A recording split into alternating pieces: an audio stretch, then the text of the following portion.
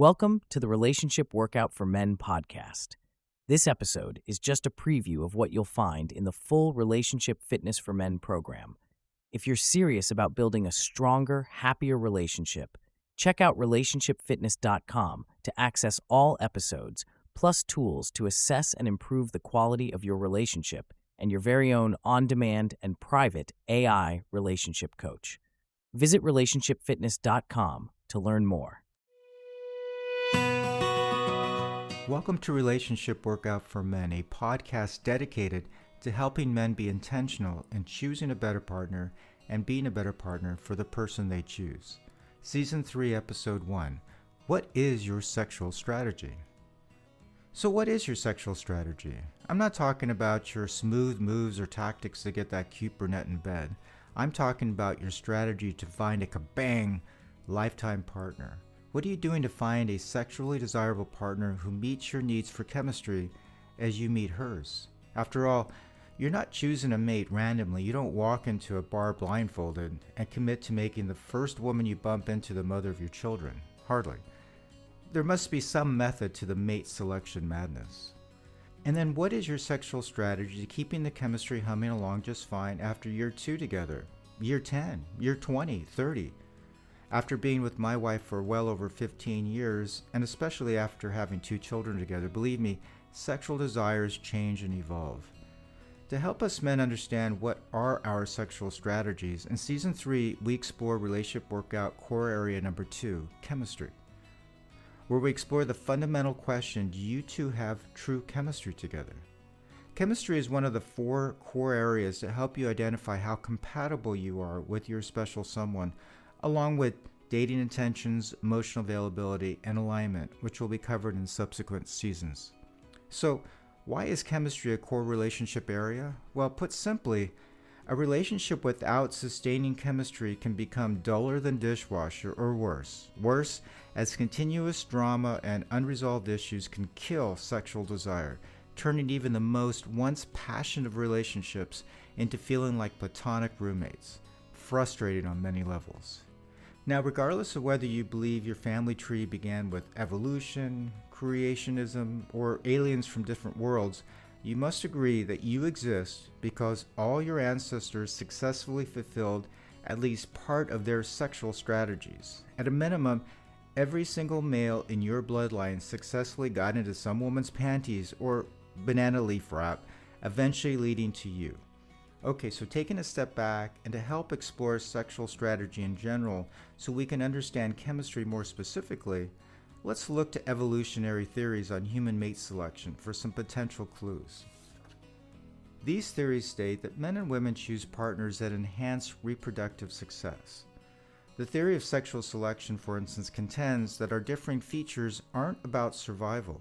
In other words, you're not more likely to survive to see the next day just because of the color of your hair, shape of your eyes, length of your nose, or the size of your chunky monkey. Rather, sexual selection says that each of our differing features helps us to make us seem more attractive to the opposite sex and more frightening to members of the same sex. In other words, 1, men compete against each other for greater sexual access to women, and 2, women choose a mate based on their preference for certain qualities.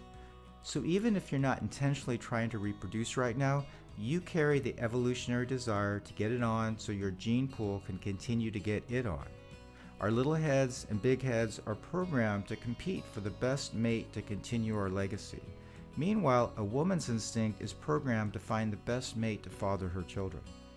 So what are strong chemistry plays and strategies designed to help you gain greater sexual access to women while dating and then maintain chemistry and desire with your lifetime partner over a lifetime?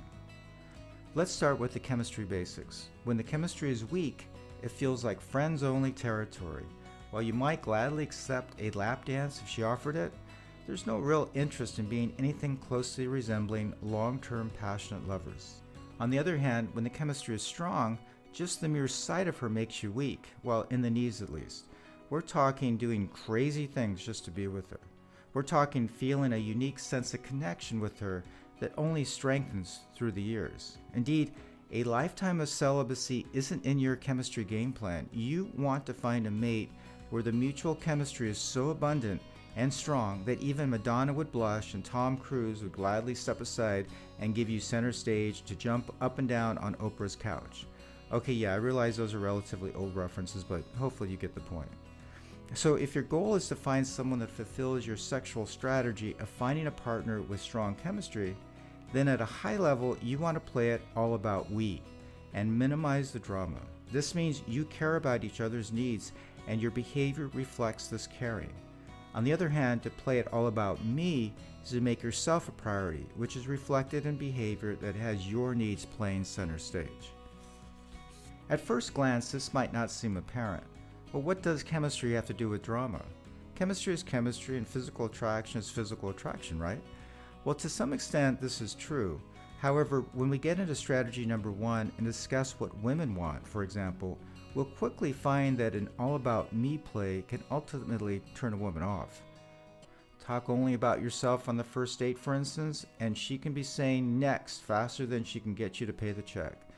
Then in the longer term, continuous drama can suck the life right out of any desire to be with each other romantically. So what are the chemistry strategies that can help you meet your sexual strategy of finding a desirable mate and then maintaining great chemistry over a lifetime? Well, here are 3 to consider, which we'll explore in this season number 3. So strategy number 1, give good chemistry value add. This begins by getting to know each other's sexual strategies. Ultimately, this means you know what she wants in a sexual partner, and I'm not talking about knowing whether she prefers to be on the top or bottom. And then you deliver to her wants to the best of your ability. Of course, it also means she does the same for you. Strategy number 2, start with lust. To make sure enough chemistry value add is there, you should begin with some level of an insatiable lust for each other versus feeling like sexual duds. If the initial lust isn't there, something in the required chemistry value add must be missing in action, or there might be a chemistry blocker at work. I'll get into chemistry blockers in more detail in a later episode. And strategy number 3, transition lust into connected intimacy. Ultimately, lust can't carry a relationship's sexual energy and interest indefinitely. Ultimately, when there's a strong long-term chemistry, the lust transitions into connected intimacy versus emotional disconnect. When there's emotional disconnect, sex becomes more like a periodic cleaning of the pipes versus anything that can be remotely described as making love. Okay, so with this introduction, in the next episode, we'll dive into strategy number 1, give good chemistry value add.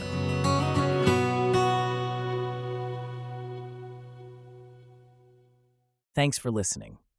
To listen to all episodes in this season, visit relationshipfitness.com.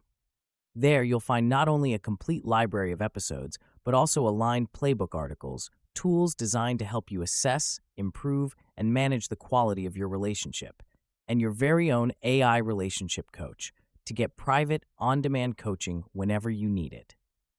Go to relationshipfitness.com to start transforming your relationship today for more fun and less drama.